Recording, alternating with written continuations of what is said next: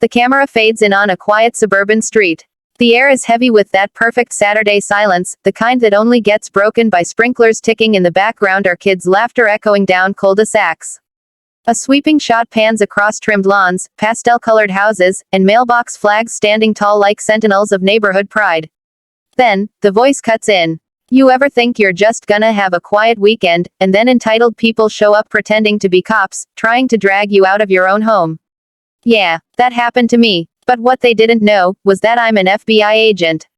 I wasn't supposed to be home that day. Work had been relentless, case files piling up like sandbags against a flood, but I'd finally gotten clearance for a weekend off. Just 2 days to breathe. I'd brewed my coffee, stepped onto my porch, and let the steam curl up against the morning sun. Then came the knock. Not a friendly neighborly tap. No, this was a hammering knock. The kind that rattles your doorframe and sets your teeth on edge. I frowned, mug in hand. When I opened the door, I was greeted by 3 men and a woman standing in formation like they were running a drill. They wore dark polo shirts with HOA enforcement stitched in cheap embroidery, shiny badges clipped to their belts. But the moment I saw those badges, I knew.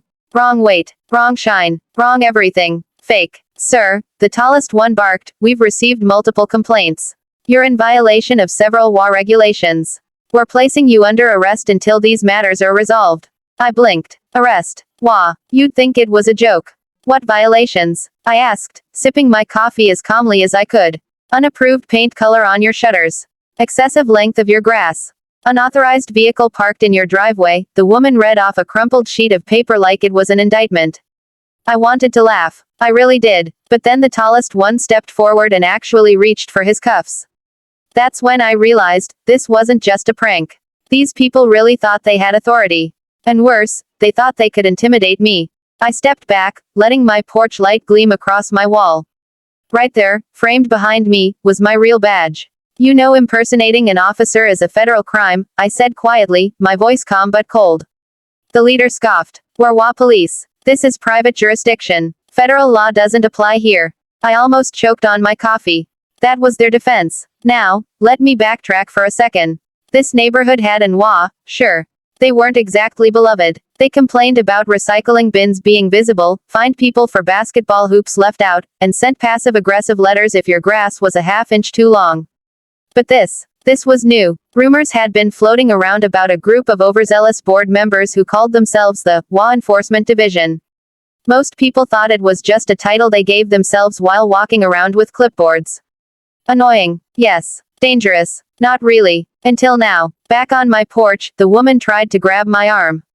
I shifted sideways, letting her stumble forward, her hand gripping empty air. My mug clinked as I set it down. Let's make something clear, I said. You have no authority. None. And if you keep this up, you'll be dealing with real law enforcement. That's when they made their mistake. The tallest one pulled a taser from his belt. Not a standard issue law enforcement taser. Oh no, it was a cheap stun gun you could order online. But in that moment, intent was everything. He clicked it, the crackle of blue electricity filling the air. They were escalating, and I was done playing. I stepped inside, reached under my jacket, and pulled my badge, the real one. FBI, my name, my number, gleaming under the sunlight. Drop it, I commanded. My voice wasn't just me anymore, it was the bureau, the weight of federal authority pressing down like a storm. Their eyes widened. One of them muttered, "Oh my God, he's serious." On the ground, hands where I can see them, I barked. For a moment, silence. The cicadas droned. A lawnmower growled somewhere down the street. Then the tall one sneered, refusing to drop the taser. You think we're scared of you? The HOA owns this neighborhood. That was it. My patience snapped. I closed the distance, twisted the taser from his hand, and shoved him face first against the wall. He yelped as I cuffed him with his own toy restraints. The others panicked, 2 bolted across the lawn, the woman froze like a deer in headlights. I locked eyes with her. Sit down. She obeyed. Within minutes, I had them contained. I called local PD, who showed up with flashing lights and more confusion than I'd ever seen. Wait, you're telling me they pretended to be HOA Police? The officer asked, trying not to laugh. Pretended. I corrected. They threatened me with fake charges, attempted unlawful arrest, and brandished a weapon. This isn't just pretending. This is impersonation, harassment, and assault. The officer whistled low. Guess your neighbors are about to learn what happens when you play cop in front of the wrong house. When word spread, the neighborhood went into chaos. Some neighbors defended the fake HOA police, claiming they were just trying to keep the community safe. Others were horrified. But me, I saw something deeper. Entitlement. The belief that a group of ordinary people could crown themselves with authority and enforce their will on others. That they could bully, threaten, and intimidate, simply because they thought no one would stop them. They didn't expect me. The case didn't end there.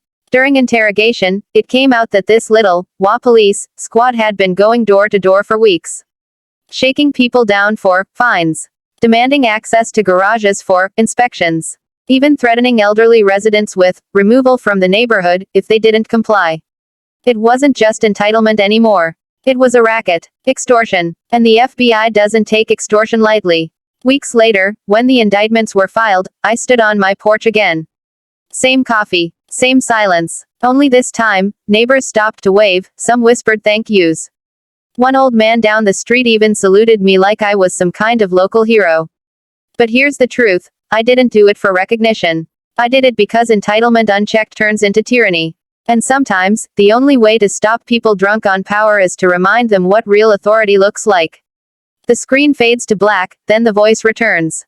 So next time entitled people show up at your door pretending to be something they're not, remember, sometimes they knock on the wrong house. And sometimes, the wrong house belongs to an FBI agent. If this story hit you, if it made you think twice about the power of entitlement, don't forget to like, comment, and subscribe. Because every story we share is a reminder that standing up matters.